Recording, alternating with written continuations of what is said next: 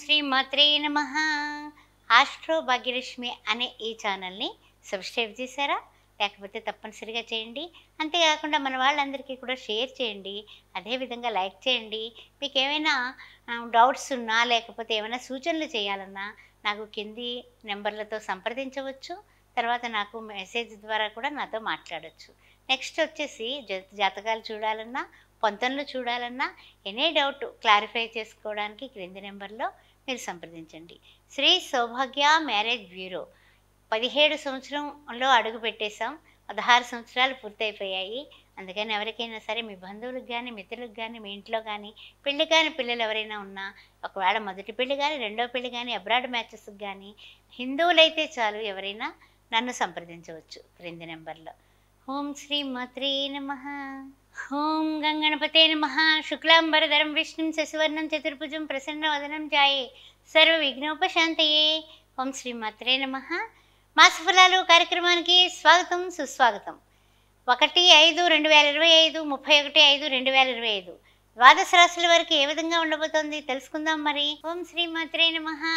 ద్వాదశ రాశుల వారికి గ్రహ సంచారము ఏ విధంగా ఉండబోతోంది, ఏమైనా మార్పులు చేర్పులు ఉన్నాయా ఈ మాసంలో తెలుసుకుందాం మరి.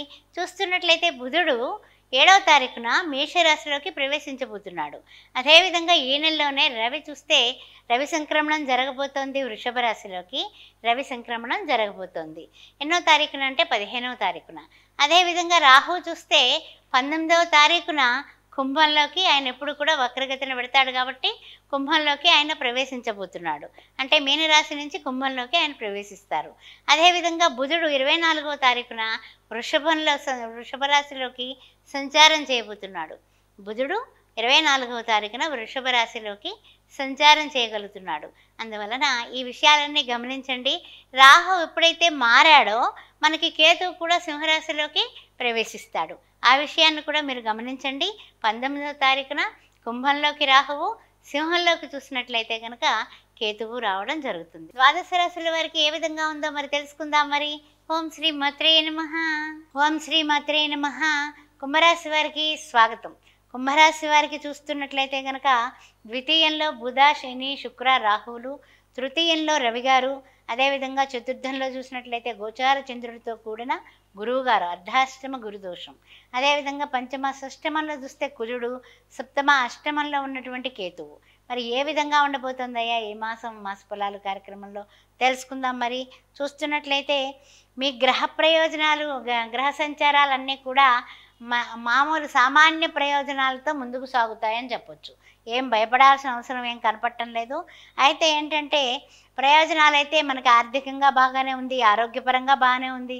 ఇంకా అంతకన్నా ఏం కావాలి చెప్పండి. ఆ రెండు బాగుంటాయి, అన్నీ బాగుంటాయి. ఆ తర్వాత పట్టుదలతో మనము అంటే అవసరమైన విషయాలకు పట్టుదల పెట్టుకోండి, సాధించండి. అనవసరమైన విషయాలకు పట్టుదలకు పోతే నష్టపోయేది ఎవరు? మనమే. ఆ విషయాన్ని గుర్తుపెట్టుకోండి. ఖర్చులు అంచనాలను మించుతూ ఉంటాయి. ఖర్చుల మీద మీరు తప్పనిసరిగా మిమ్మల్ని మీరు నియంత్రించుకోవాలి. లేకపోతే కనుక డబ్బులన్నీ బ్యాంకులో వేసుకుని ఏటీఎం కార్డు బీరువాలో పెట్టేసి తాళం ఎక్కడొక్కడ పెట్టేయండి, ఖర్చు అవుదిహ అలాగే ఉంటుంది. అలాంటి కార్యక్రమాలు ఏమన్నా పెట్టండి. మీ వల్ల కాకపోతే మీ ఇంట్లో పెద్దవాళ్ళ చేతిలో పెట్టేసి కొంచెం ఖర్చులు గట్టిగా ఉన్నాయి, కాస్త జాగ్రత్తగా నేను అడిగినప్పుడు కొంచెం చూసి ఇవ్వండి, ఆ ఖర్చుని బట్టి అనేసి వాళ్ళకి పెత్తనం అన్నా ఇవ్వండి. లేకపోతే కదా ఖర్చులు మితిమీరిపోతాయి. అందువల్ల ఖర్చుల విషయంలో ఈ నెల జాగ్రత్తగా ఉండడం చాలా అవసరం.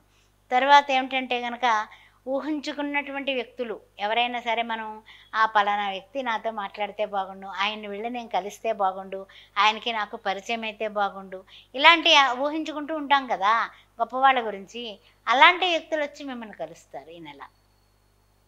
తప్పనిసరిగా మీరు చాలా సంతోషం పొందుతారు. 14వ తారీఖు తర్వాత రవి మార్పు వలన 18కు రాహు మార్పు వలన కూడా రాహు మళ్ళీ మనకి వస్తున్నాడు కదా, మన యొక్క కుంభరాశిలోకి రాహు ప్రవేశిస్తున్నాడు కాబట్టి కొన్ని విషయాల్లో కొన్ని జాగ్రత్తలే కాకుండా కొంచెం మన మాట స్పీడు అనేది కాస్త తగ్గించుకోవడం మంచిది.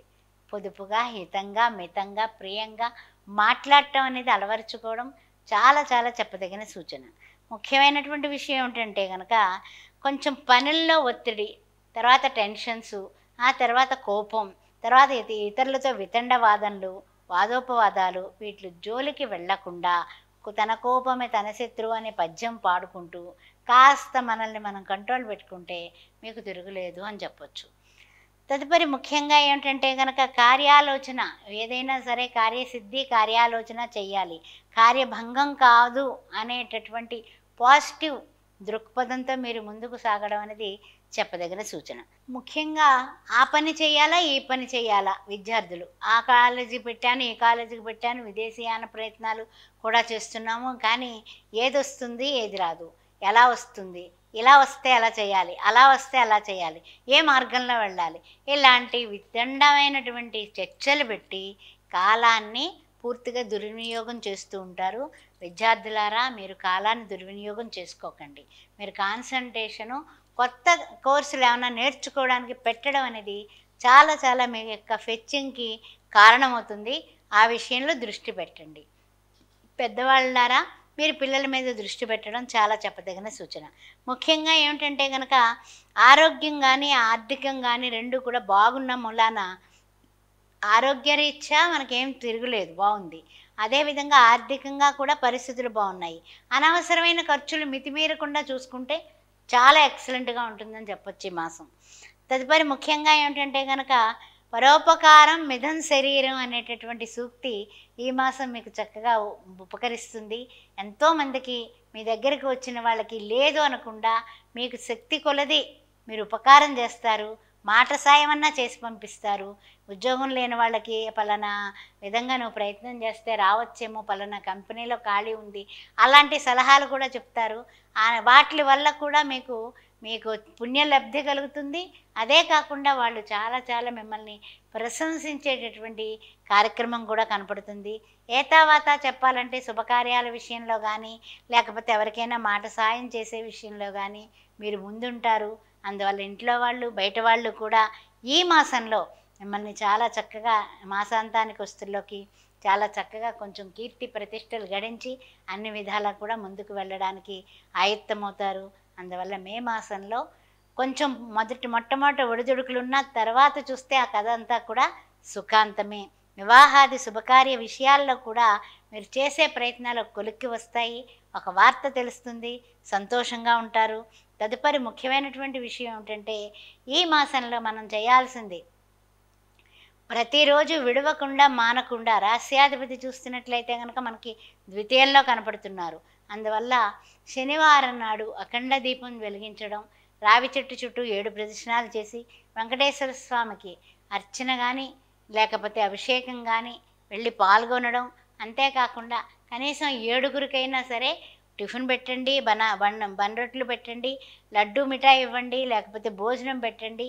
మీ శక్తానుసారం 7గురికి దానం చేయండి. దానం చేసేటప్పుడు మనసులో ఓం నమో వెంకటేశాయ, ఈ కలియుగంలో నీవు తప్ప ఇంకెవరూ లేరు తండ్రి అనుకుని దానం చేయండి. ఏమైనా చిన్న చిన్న ఇక్కట్లు చిన్న చిన్న ఇబ్బందులు ఆయన తొలగించేస్తారు. ఓం నమో వెంకటేశాయ.